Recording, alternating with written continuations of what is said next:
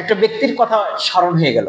এর আগে একদিন বলেছিলাম, গতকাল কি সে কারাগারে গেছে, ধরেছে আব্দুল লতিফ সিদ্দিকী।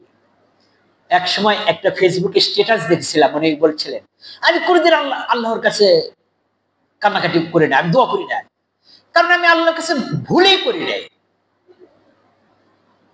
আমি দোয়া করি না, আল্লাহর কাছে চাই না, কেন চাইতে হবে?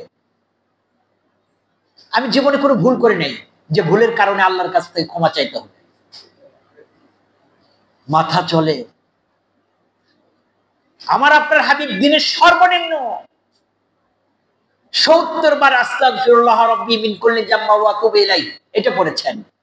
প্রত্যেকটা নবী মাসুম, যার সামনেও গুনাহ নাই পিছনেও গুনাহ নাই, এরপরেও আমার হাবিব আস্তাগফিরুল্লাহ রাব্বি মিন কুল্লি জাম্মা ওয়া তুবু ইলাইহি সর্বনিম্ন হলেও ৭০ বার প্রতিদিন পাঠ করেছেন। আর এই কত বড় শিক্ষিত, বলে যে আল্লাহর কাছে কি কেন আমি ক্ষমা চাবো? নাউজুবিল্লাহ মিন যালিক। আস্তাগফিরুল্লাহ আস্তাগফিরুল্লাহ আস্তাগফিরুল্লাহ। একটু চিন্তা করে দেখুন, রাসূল সাল্লাল্লাহু আলাইহি সাল্লাম কেমন ভাবে ইসলাম প্রচার করেছেন।